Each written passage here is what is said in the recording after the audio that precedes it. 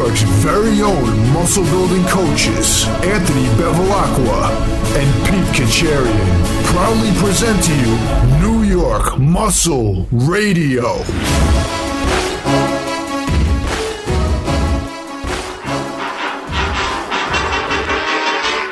You're a mean one, Mr. Grinch. You really are a heel. You're as cuddly as a cactus. You're as charming as an eel, Mr. Grinch. Mr. Grinch. What's up, guys? It's your host, Anthony Bevilacqua, alongside my co-host, Big Pete Khatcherian, and welcome to the 12 Days of Christmas podcast, Day 2. So again, on our 12 Days of Christmas, we're bringing back all our classic episodes we have done and remixing them for you guys. Today, which is why we had the Grinch playing, we have on Eric Helms to discuss how to plan out your training for maximal muscle growth. So today's going to be an exciting one. This was episode number 75 for us. And yeah, super excited for it. Big guy, you there? I'm a little disappointed, man. I thought the Grinch was actually coming on this episode today, but unfortunately, we're gonna settle for Eric Helms. Eric Helms. It's funny because Eric is the total opposite of the Grinch, but we'll rip him on social media, so maybe he'll listen to the podcast and hear himself talking and say, "Oh, I shouldn't have said that. I should have said this. Maybe I'll go back on." Somebody's always got to get ripped on New York Muscle Radio. Yeah, we can't help it, man. We're from New York. We're assholes. What do you want from me? That's what we do here. What's going on with you? Anything new? I'm just trying to sit comfortably in my chair right now because my back's bothering me a little bit. Why is your back bothering you? I don't know. It might have been those back shots. My back shots. Yeah. It might have been those pause deadlifts we did with no belt and a resistant band. Pretty brutal today, actually. So I guess it's good, right? Those things are brutal. For any of you who have ever done paused deadlifts, those things suck. As soon as you break the weight off the floor, or as soon as you lift it off the floor, as soon as the weight starts moving, you literally pause. That is the worst exercise ever. It's such a good exercise and has a lot of carryover to deadlifts, but it's so hard and can make any weight crippling. Yeah, it's like planking with a deadlift bar in your hand for, 5 solid seconds and then having to lock it out. So it's, definitely, as far as if I could pick the most difficult exercise to do, it will definitely be up there. I can't really think of anything harder to do than that. I actually think I hold it for longer than most people do. I think normally it's 3 seconds. I hold it for 5. I could be wrong. And it's hopefully a long 5 seconds. Yeah, very long. Hopefully Matt Gary can chime in. Maybe he could answer that question, how long he holds pause deadlifts for. But I hold him for 5 seconds. And I definitely don't like to make things easy. Watch, he's going to say, oh, yeah, I hold it for 10. Well, whatever it is, I hope it pays off because we've been doing these religiously now for, I think, what is this, the 3rd week now? And we're going to be doing them for a little while. And the goal is to get the deadlift up much higher than what it is right now. So hopefully that will be a good tool in the programming. Yeah, I want to get my deadlift over 600, and Big P wants to hit that 500 mark. Yeah, isn't that crazy, man? You're going to be a whole 100 pounds ahead of me on the deadlift. Well, realistically, for my weight, I should be deadlifting way more than 600. But for whatever reason, I think I'm just not built to deadlift. It's one of those hardest movements for me. I'll probably have a 600-pound squat before I have a 600-pound deadlift. I wouldn't be surprised. I'd probably hit a 500-pound squat before a 500-pound deadlift. Yeah, we're both kind of built the same, I guess. Yeah, I mean, as far as leverages, I think we're very, very similar. Very similar. Yeah. A lot of people mistake. They say we sound alike, we look alike. We've gotten that before. We look alike. You know, the other night your mom confused me with you again. Really? Yeah, I don't know. She didn't even tell me that. I don't know how. It's pretty funny. That's not the first time she's done that. When we went out to eat. What'd she say? Where was I? You were coming upstairs or something, and I walked upstairs, and for anybody who doesn't know, I was just for the listeners to understand, I walked upstairs next to Anthony's wife and sat down, and his mom was already at the table. And she sat down and goes, "Oh, wait a minute, where's Anthony? I thought that was Anthony." I don't know where you were. I think you went to the bathroom. Look, jumping in my grave, man. You like The Walking Dead. You like Shane. Yeah. Jump in on my wife already. Look at you. You dog, you. And apparently that wasn't the first time. Touche, my friend. That might have been the first time in this podcast history you got me with one zing. First time for everything, man. All right. Why don't you talk about the December sale, Sparky? All right. So the December sale, yeah. So we basically decided for the holidays to take our entire New York Muscle Radio library and package it up into one bundle for everybody. So if you want to learn about nutrition end with cracking the flexible dieting code, we have that for you. We also have the 12-week arm experiment for anybody who wants to add more muscle to their arms specifically. And then for all the women out there, we do have Glutealicious, okay? So this package is going to encompass all of that. I'm cutting you off, big guy. Women can use the arm program. A lot of women hold a lot of body fat in their arms.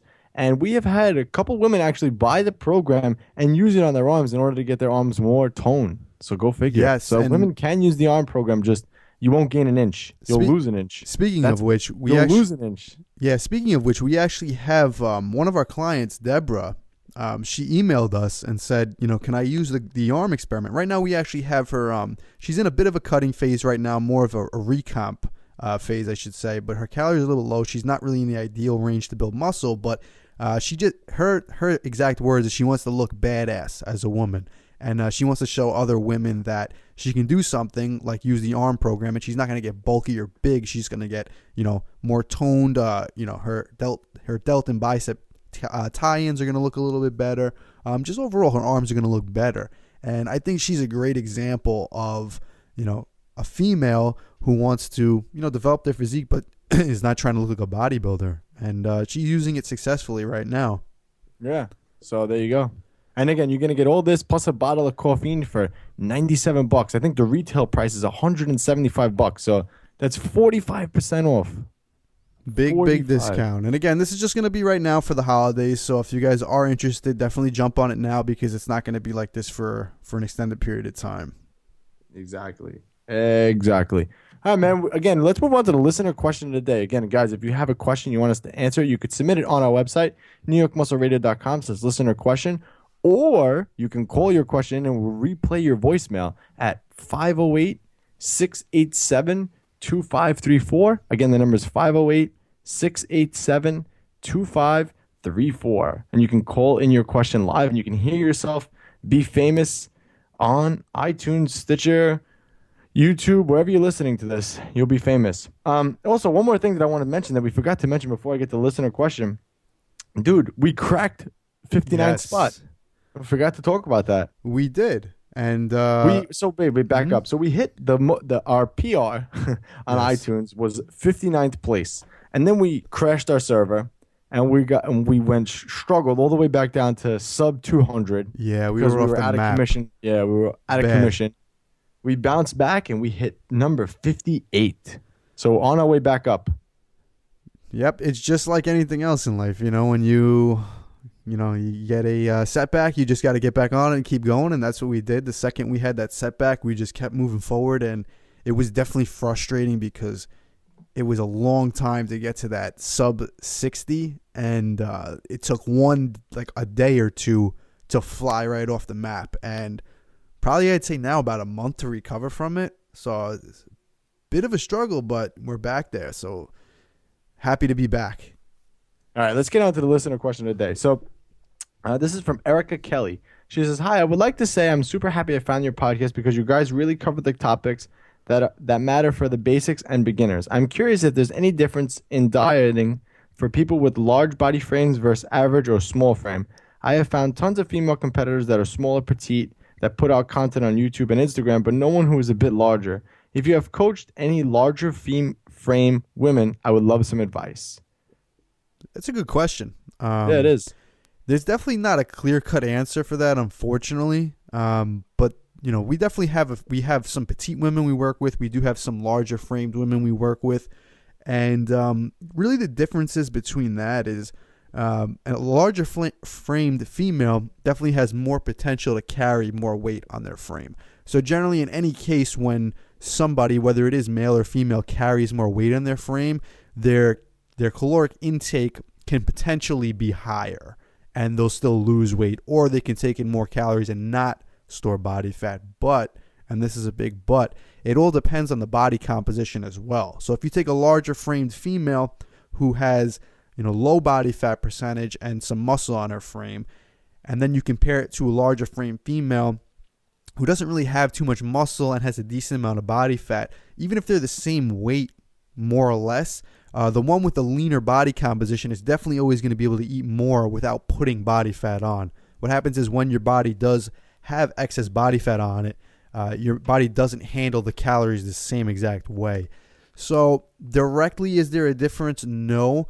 But if you have a larger frame female, you definitely have the potential to feed that person more and still have them reach their goals. So I guess you could say if you want to eat more food and you are a larger female, you definitely have an advantage over a petite girl, because there's some tiny girls where you have to take them very, very low in calories to have them lose weight just because they're so small. Yeah. I mean, the concept still stays the same. If you want to lose body fat, doesn't matter if you're large frame, small frame, medium frame, big ass, little ass, big breast, little breast, brown hair, black hair. Doesn't matter. You know, all that matters is you focus on the basics, which are always going to be consistent. You know, calories in versus calories out, and making sure you're in a caloric deficit and you're eating in that caloric deficit and you're tracking your food and whatnot. And that's really how you're going to lose body fat. Doesn't really matter what frame. But there's, like Pete said, there's no real difference. Yeah, find out It's where like, that remember is that for blood you. type diet? Oh my God, that's There was a diet that's the out biggest once. gimmick.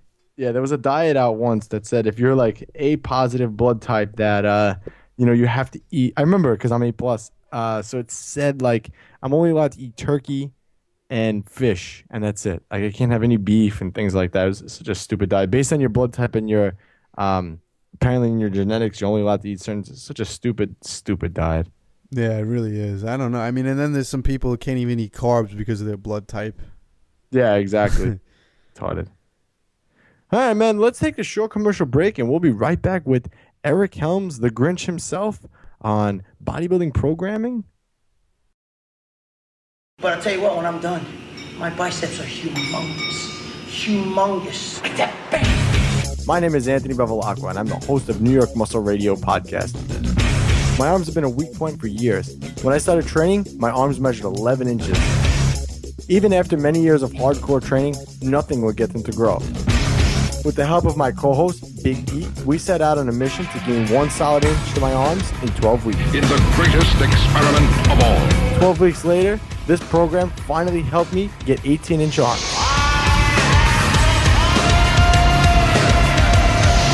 The 12-week arm experiment, the ultimate arm growth program, ebook, the audio book, and the workout video. Pick up your copy now on NewYorkMuscleRadio.com.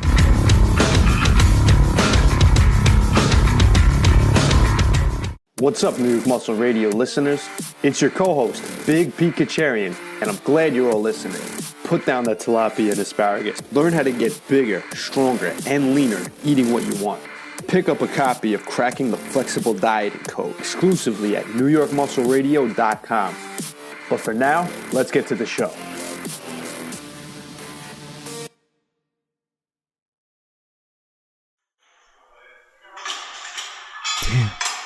Nice, Pete. What? I saw you checking out that girl's butt. What? I was just checking out her yoga pants. Pete. I was thinking you'd look really good in yoga pants. Uh-huh. I was like trying to check out what brand it was. Like I was looking at her form on deadlifts. They were all messed up. Do you think she has a nicer butt than me? Well, it definitely doesn't look like a pancake. Did you just call my butt a pancake? Well, I mean, What can I do? you gotta try New York Muscle Radio's Bootylicious program. Bootylicious. Yeah, you'll finally get a celebrity booty, like all the other girls following the program. Fine, I'll do it. But don't get jealous when other guys check out my glutylicious ass. Glutylicious, your guide to getting a celebrity booty in 12 weeks. Now available exclusively at NewYorkMuscleRadio.com.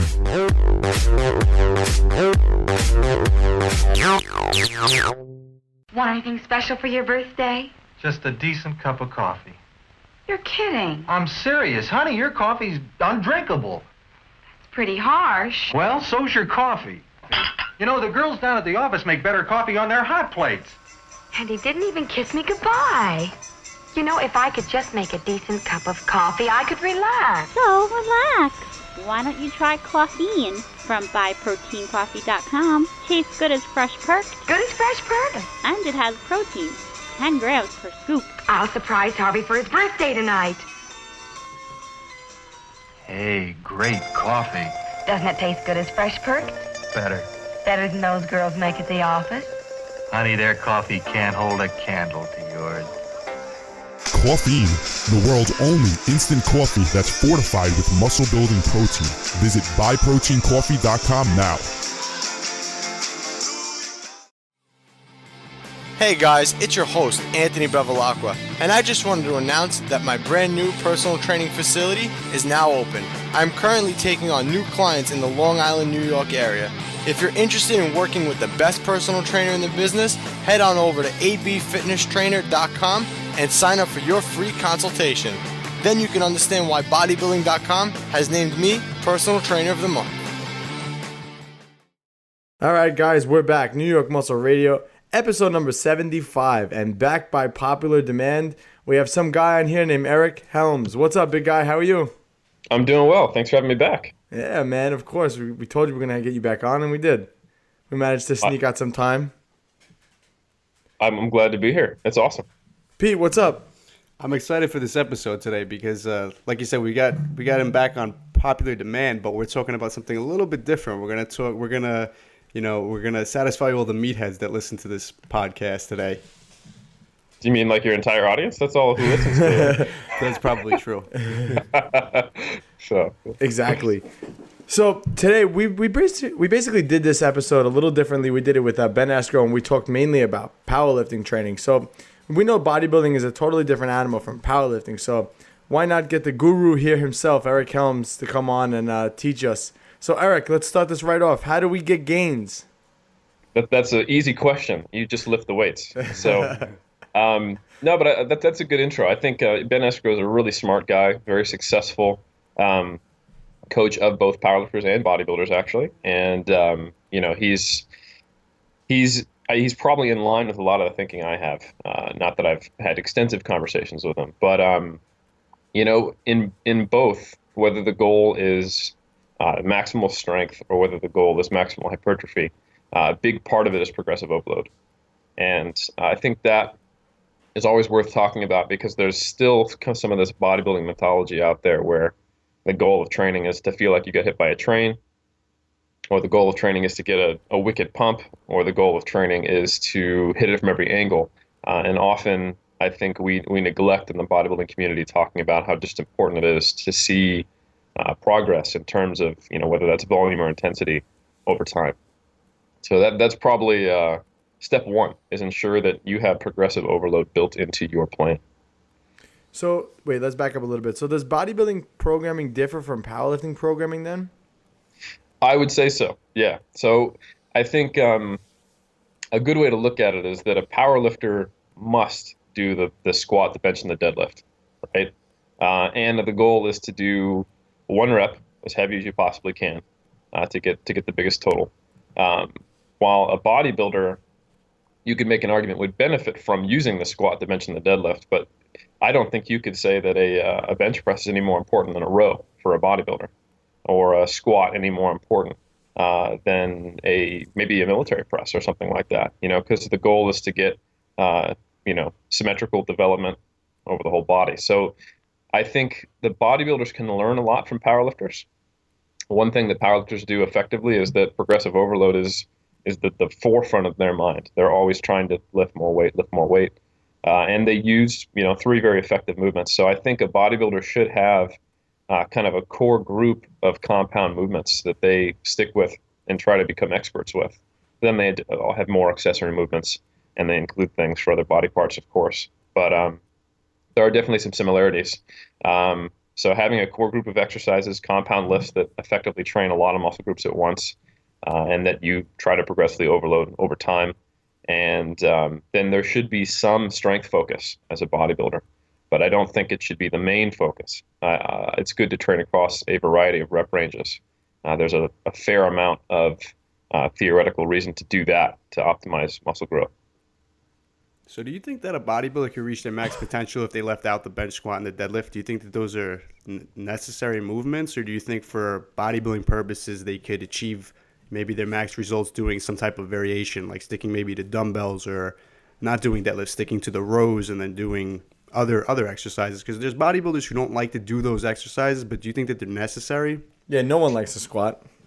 I don't think they're necessary. I think they're very good tools. But I totally agree. If you did incline bench, RDL, and front squat, you could probably get just as good of a physique, or even if you had to do, like leg press, hip thrust, and like a dumbbell press. So long as you can take the same principles, progressively overload them, fill in any gaps that you might not get from that development. Like you might need to do some weighted back extensions if in that last situation I provided. So I wouldn't say that the big three are a requirement. And I know right now it's very popular for bodybuilders to cross compete and vice versa. I do it myself. But it's important that I don't think we should put the big three on such a pedestal that bodybuilders start thinking they have to do them.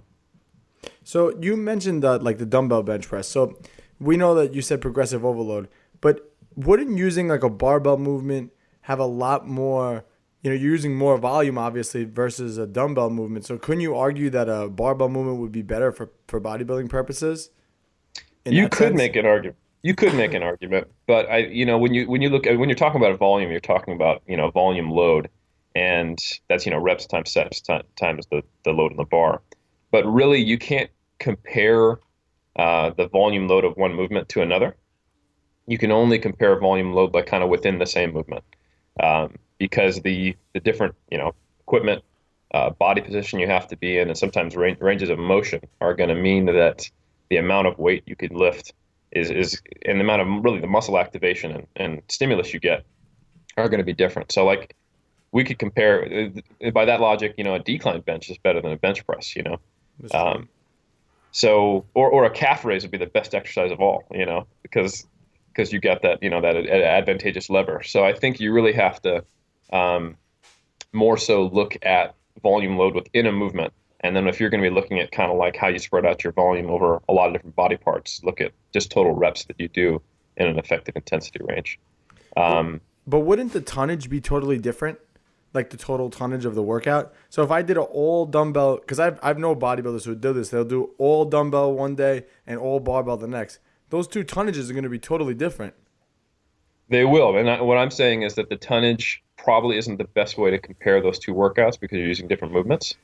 For example, you might just get just as much chest activation in terms of the actual stimulation of the muscle using lighter weights with dumbbells because it's not as stable. Because there's additional range of motion, like you're going to bring the dumbbell across your chest. There's going to be more, horizontal adduction there versus with the barbell, it's only going to move, in the fixed plane that it's in. So I would say that might not be the best way to look at it. If you want to compare volume across movements, a better way to do it is what's called comparing relative volume. So you multiply sets times reps times the percentage of 1RM that you're working at. And then you could get an idea of, okay, how is this, flat dumbbell press going to compare to a workout with barbell? Do you like dumbbells better than barbell, Pete? Yeah, for specific exercises, I never really heavily focused my training around powerlifting. I have more recently incorporated a lot more of the big three. But for years, honestly, I was a fan of using dumbbells over barbells for chest pressing exercises. Like you mentioned, there is an added range of motion and, the stabilization is going to be different. I think if I had to choose one over the other, there's benefits to both. But if I had to pick one, I would probably go back to just doing dumbbells if my goal was specifically for bodybuilding. And I don't think that's necessarily a bad call. I mean, even more than what we've already mentioned, dumbbells do allow you to have the shoulders move independently. And you will typically see more injuries on a bench press than you will see a dumbbell press. The reason I like barbells more, it's more from a programming perspective. Typically, if you go to the gym, the smallest jump you're going to see between one pair of dumbbells and the next is 5 pounds per dumbbell. You're going to go from the hundreds to the 105s, and that's like a 10% increase in load. However, with the barbell, you can add 2.5s on there and go up half that. So I like personally to program with barbells just because it allows me to make smaller increments in load, which is probably more appropriate for advanced lifters. But that's not to say you couldn't just set up some different type of progression scheme where you're trying to get, more reps before you make a jump in load. You just have to get a little more creative with it. The one thing I hate about dumbbells is I always find it to be more tiring to get them in place than anything else. Yeah, once you reach a certain strength point, I think dumbbells become more of an inconvenience than anything to use. Yeah, so if you're lazy, they are a problem. I totally agree. Yeah. Yes, No, that's very true. That's very true. I hate that, man. Then you get like, it takes me like a minute. You pull them off the rack and then you pull them on, put them on your lap. You sit there for a minute. You're like, all right, now I got to kick these things up in position. Pain in the ass. Yeah, and then you got to do the roll across the gym floor. If you're grabbing the hundreds from the other side, just roll it. The good old gym roll. And then you get them out of position once, and you're like, do I really want to do this? And you probably just go over and bench press anyway. So. Exactly. See? So we solved that discussion. So what's the main component of bodybuilding programming then? A lot of bodybuilding programming is figuring out a way to do enough volume on all the body parts you're trying to train, and then figure out a way to progress it over time. So, it starts with setting up an appropriate split, and we have a decent amount of research that kind of starts with illuminating kind of what makes the most sense. And I would say that being able to train each body part at least 2 times a week, and potentially more as you advance in your career and you need to do more volume and you want to spread it out in a easier way to recover from it. Getting somewhere in the range of, say, like 40 to 70 reps per body part on average. Doesn't need to be every week. And then making sure that you're lifting somewhere in, like, say, the 3 to 15 rep range for the majority of the time you're training, and not necessarily always going to failure. So that's kind of like the big, broad structure. Of course, you'd modify a lot of that depending on what your plan to progress was. You might have a period of time where you're doing a volume block more times per week, higher reps, and then you might have an intensity block where you're going heavier, less total reps per body part, lower frequency maybe, and then testing after that. But I think probably what makes the most sense is just simply going through blocks of volume, and then going through blocks of intensity, tapering, and testing. And when I say testing, you don't necessarily need to be doing like a 1RM or like a mock meet like a powerlifter would.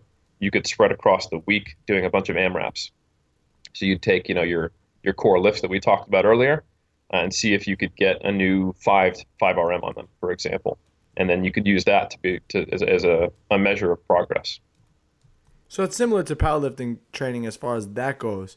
Because usually the way I set up powerlifting is I usually do it in 3-week blocks and then like a mini test week, again, depending on the goal or whatever. But so do you set up 3-week blocks as well for hypertrophy, or are they higher, more, less? That totally depends on how quickly the person can progress. Like if you were to take a more or less intermediate bodybuilder, they may be able to make visible progress in every 4th week, like you said.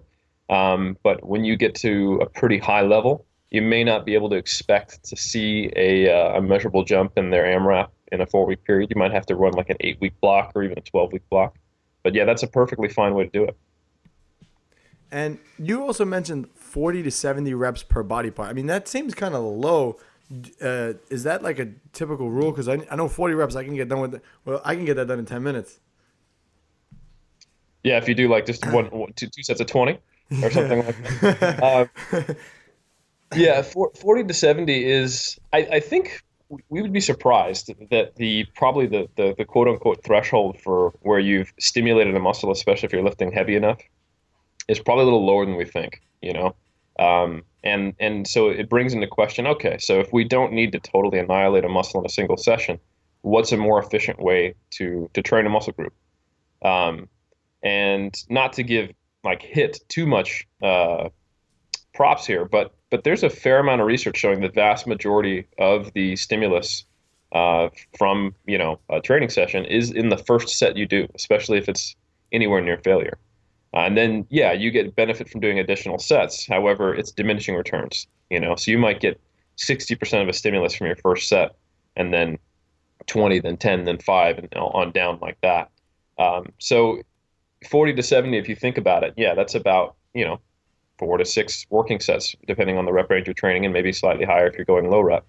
However, the evidence right now would suggest that at least 2 times per week of training each muscle group, you'd be getting those number of reps. So, for example, an advanced bodybuilder might be doing an upper-lower split, but 6 days in a row with 1 day off. So they're actually doing 40 to 70 for every upper body and lower body muscle group 3 times in a week. So, it might be, 5 or 6 sets per muscle group, but on Monday, Wednesday, and Friday, for example. So how would you set up, the routine for 40 reps? So if someone was just starting out and they were a complete beginner, obviously you're going to start them on the lower end of it. So what would their training be? Obviously, it wouldn't be 2 sets of 20.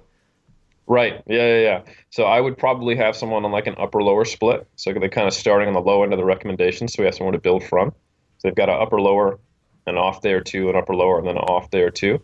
And that might look like a vertical push, a vertical pull. So like, a bench and a vertical push, a vertical pull, like an overhead press and a lat pull down, a horizontal push and pull, like a bench in a row. And then some specific isolation movements like curls, push downs, and somewhere about three sets of 6 to 12 on the majority of them. So that might be your higher rep day, even up to 15. And then they repeat that out with similar movements or the same movements even, and then doing it in lower rep range training, like 3 to 8 on the second day. And if you're doing 3 to 4, 3 to 5 sets per exercise and throwing in some isolation work for any kind of weak points, you're going to get there on both days. And then the lower body days, same kind of thing. You probably do like a hip hinge movement. So that might be your deadlift, your RDL, a good morning, or a hip thrust, for example, as your prime mover on one day, and then a squat pattern, whether that's a leg press or a front squat or a safety bar squat, whatever. And then moving into, leg curl, leg extension, calf raise, that type of thing. Maybe a single leg movement as well. And if you were to each hit one of those with 3 to 4 sets between 3 to 15 reps, you'd get around 40 per muscle group twice per week. So let's say if your focus was to hit that certain amount of reps for that muscle group, whether it was 40, 50, 60, whatever it is, let's just say 50,000. Yeah. and you had prescribed maybe a certain load percentage for 5 sets of 10 reps to hit your 50 reps. Now, would you see the same results if you did stick with that load and do 5 sets of 10 across the board? Or would it make a difference if you were to do all 50 reps with that same load, but split it up and not necessarily do 5 sets of 10? Just get the 50 reps in with that load. Right. So if you did like a cluster. So like Right. if you did, let's say the goal was to get 40 reps all at 75% of 1RM, and you did an 8, a 5, a 3, a 10, and then onward until you hit your thing versus 4 sets of 10. If you were, for the most part, in most scenarios I can think of, it would be similar growth. However, if you were working in a very low intensity, so like let's say you were working with a 15 to 20 RM load, for that to be effective, you have to take it near failure. You don't have to. I mean, for it to be maximally effective.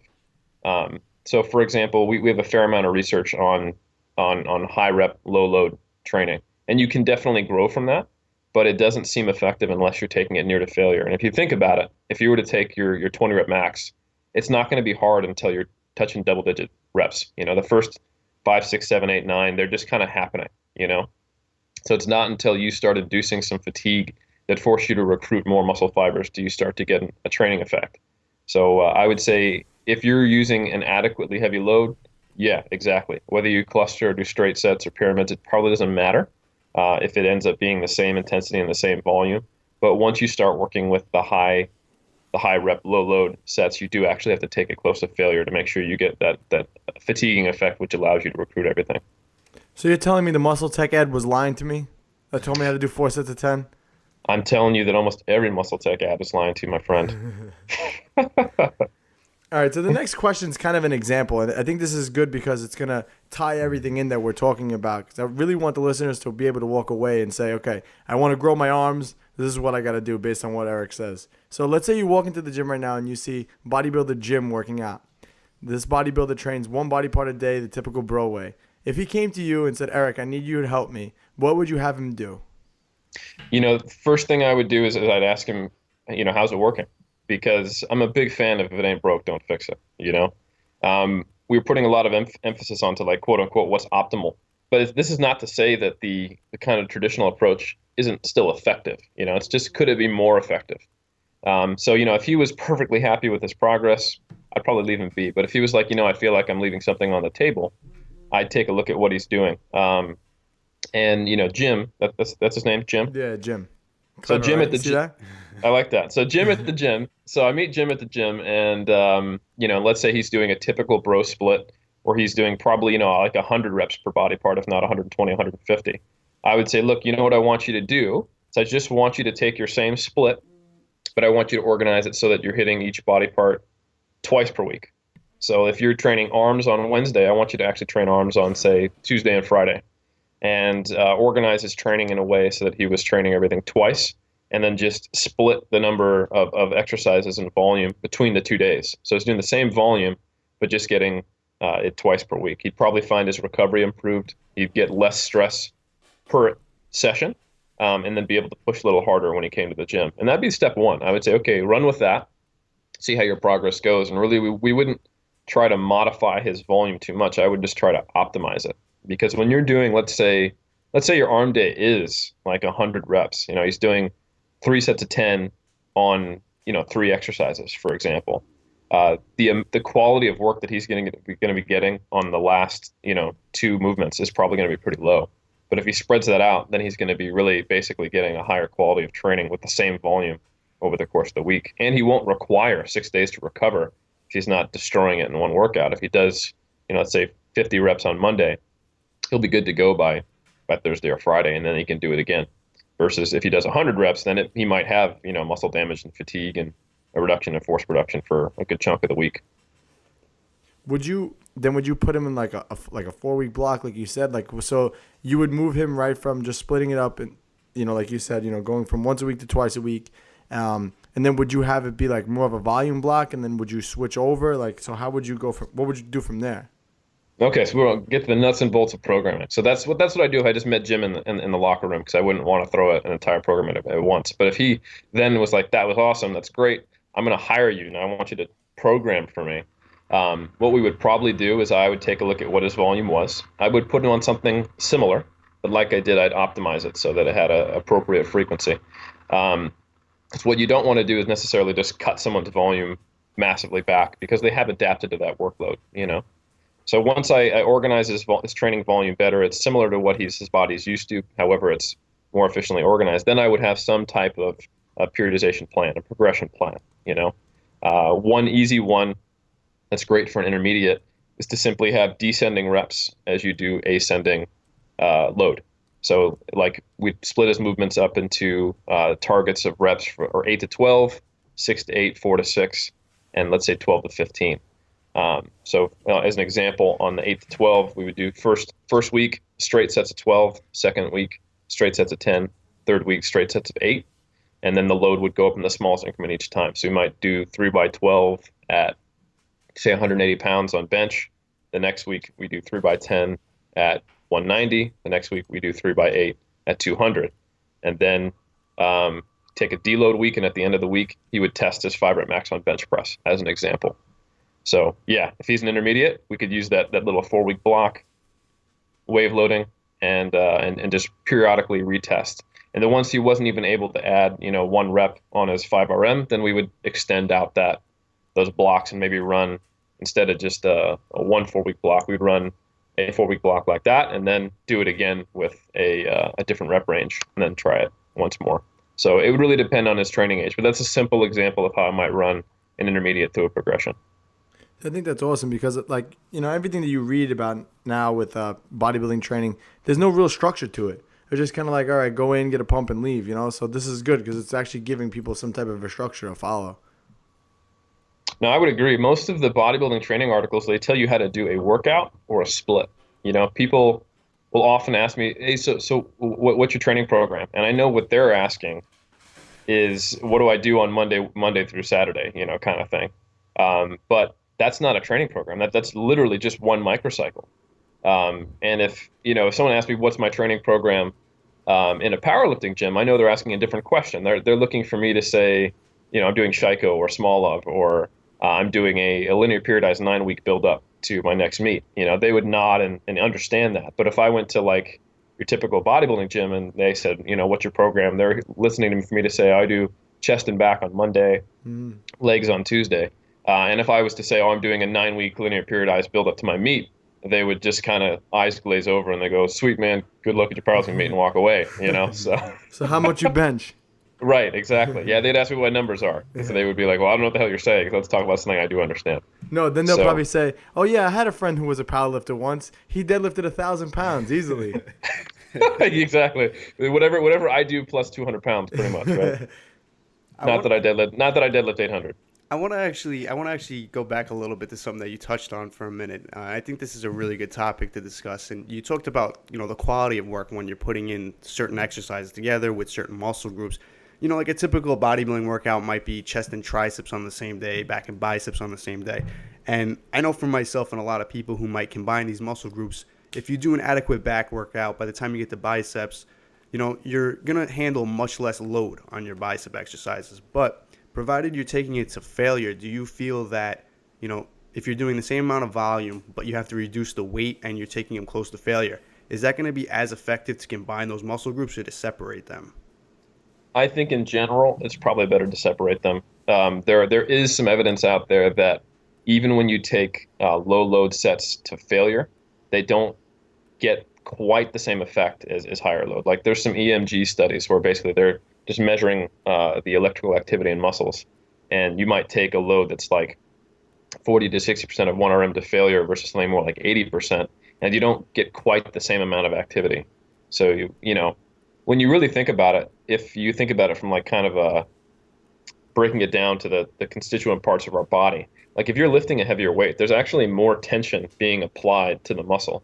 You can fatigue fibers by training to failure, but there's also some thoughts that the actual mechanical tension on the muscle is an important part of the hypertrophy process. So if you have to really, really cut your loads down, and at the end of your workout, you're using, say, what would be 50% or lower of your 1 rep max, I would think there would probably be some slight detriment to that, even if you're going to failure. So I think personally it makes more sense to really use failure in a targeted way.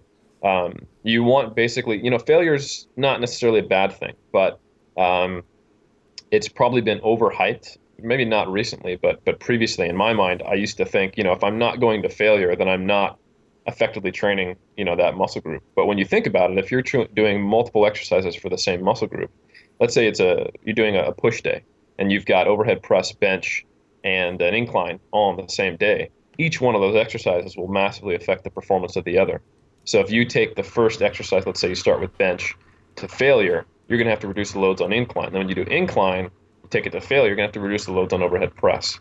However, if you were just simply to take your sets to 1 to 2 reps shy of failure, if you're using an adequate load, you're still going to get a very effective growth stimulus, and then you'll be able to use heavier loads and do more reps on the subsequent exercises. And your overall volume load for the workout will be higher on all your push musculature. I know unless someone is really adapted to fatigue and handling fatigue, if they do 3 sets of 10 to failure with the same weight, they're going to drop off, like, let's say from 10 to 7 to like 5, versus if they were just to do, 9, they'd get a lot more reps in total. So maybe not a lot more, but 10% or more reps. And that really adds up over time. If you think about, over the course of a 6-month period, one guy always training to failure and one just keeping a rep in the tank, getting 10% more reps is like, another couple weeks of training over that period. So you mentioned also before, splitting up the body parts and going, 40 to 70 reps per body part, per workout, whatever. Do you think that you need to have, especially when it comes to bodybuilding training, variety with exercises? So let's just, for argument's sake, say for me, whatever it is, for me, overhead press is one of those movements that I feel so much in my delts. And that's my only exercise. Anything else I do, I really don't get as much activity in the delts. Do you think that you need to have different variety in your training as far as exercise go for bodybuilding purposes? Because with powerlifting, obviously it's easy. You don't have to worry about anything else because you're only worrying about those 3 movements. Great question. And I think variety is often interpreted 2 different ways by people. One is I need more movements. And then the other way to interpret it is I need to change those movements.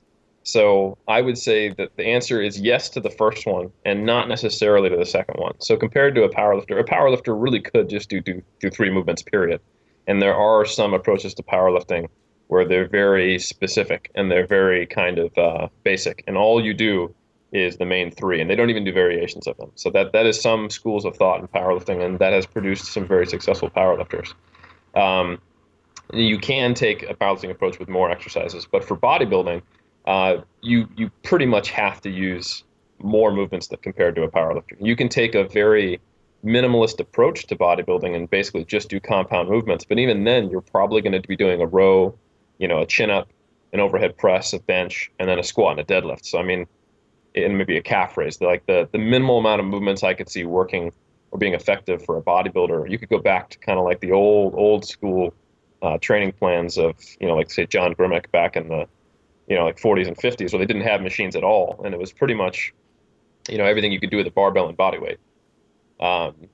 So I do think you need more variety than a powerlifter as a bodybuilder, just because you have more muscle groups that you want to effectively train. And you can make an argument that different angles and grips do stimulate muscles slightly differently.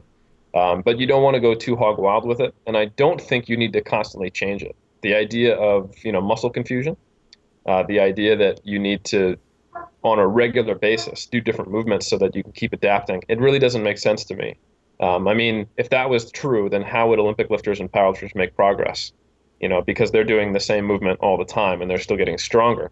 And you could say, oh, okay, well, it doesn't count for strength. It counts for, it only counts for muscle growth. But there's a pretty cool study out there, I think it happened in 2002, where they took muscle thickness measures of powerlifters, elite level powerlifters, and they found that the muscle thickness was actually a very good prediction of who was successful among elite powerlifters. So when you're talking about highly trained people, hypertrophy is a significant contributor to strength.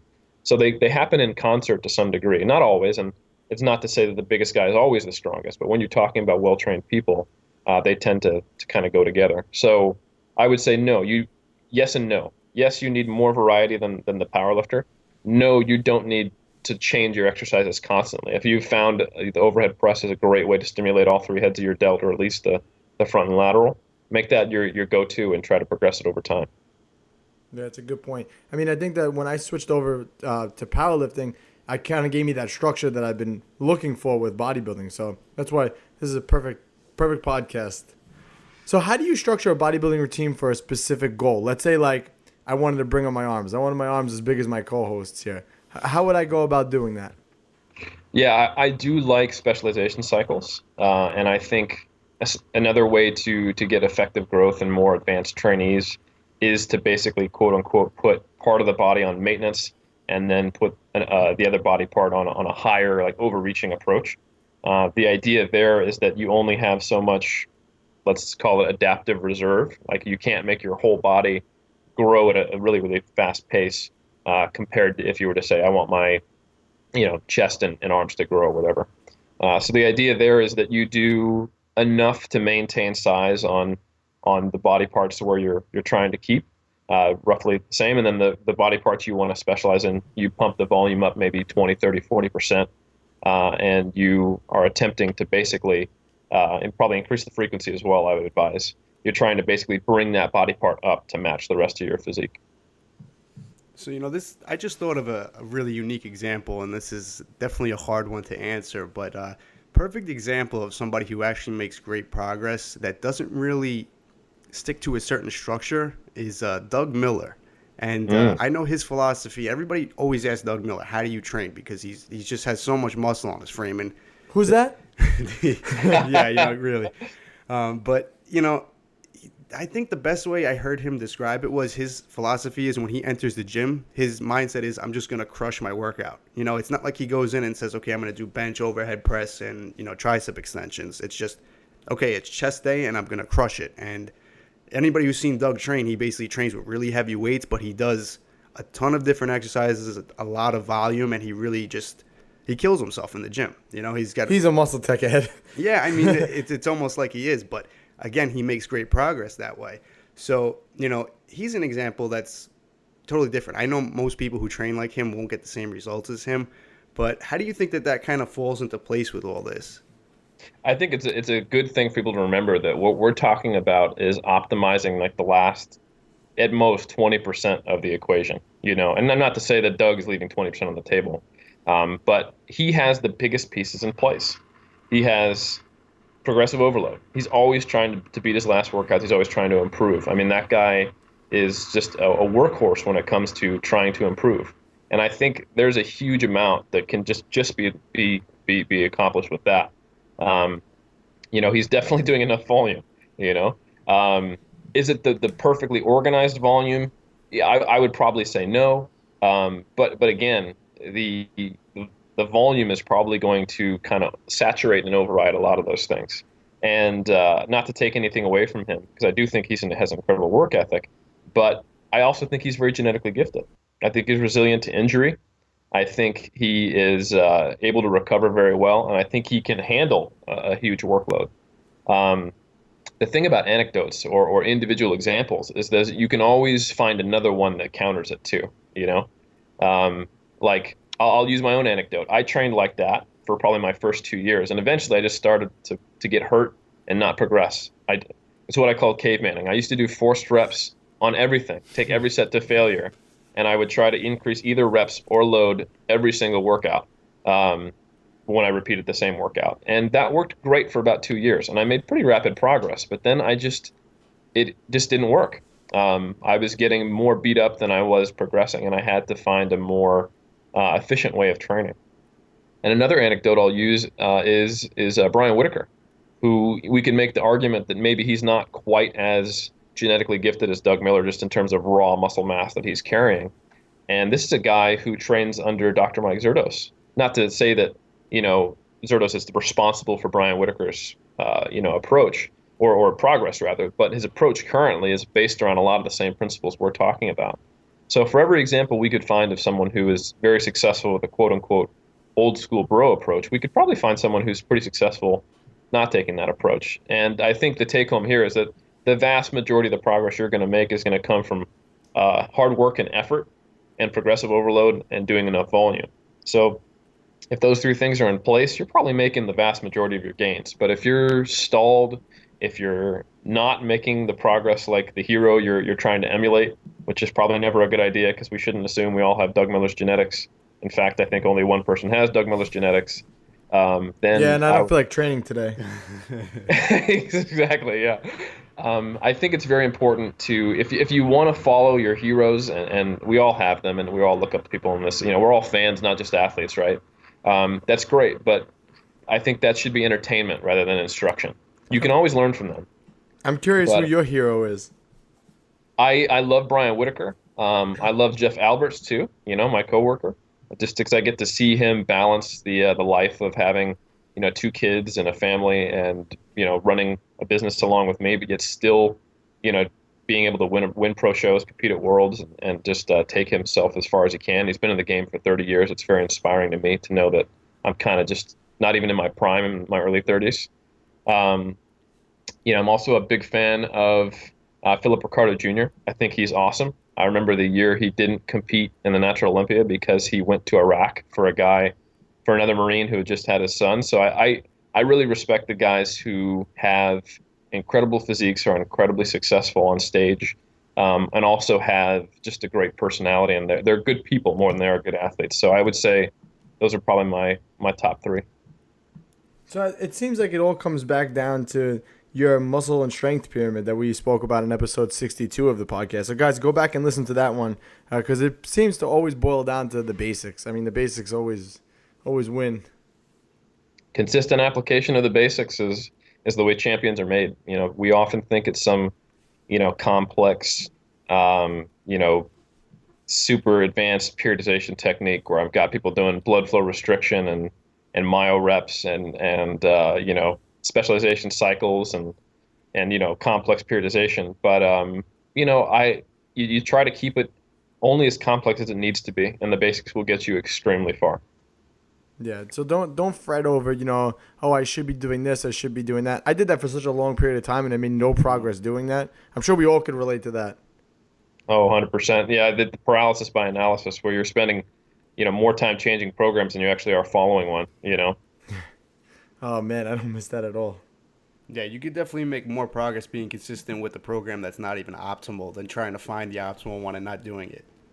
100% agree. Yeah, if you can find a program that you like, that you will consistently do, and that you can see yourself making progress on, and you milk that for months, that's going to be way better than setting up what is optimal on paper but doesn't mesh with your life schedule, you don't enjoy, and that is just kind of lifeless. And you're going to the gym doing it because it's supposed to be optimal, but you're not loving it. I think you will definitely make less progress. All right, man. Eric, thank you so much again for coming on. We really appreciate you coming on and schooling everyone on how to get gains. So we appreciate it. My pleasure. I love to help people get gains. I am the gains. The gains I don't want to man. say I was going to say doctor, but I'm not quite a doctor yet. I'm the gains. The gains man. Not like a girly man, the gains man. The gains man. I like that. So where can our listeners find out more about you, bud? Yeah, awesome. So check out 3dmusclejourney.com. That's the number 3, the letter D. That is our website. That's where we help bodybuilders and powerlifters reach their potential.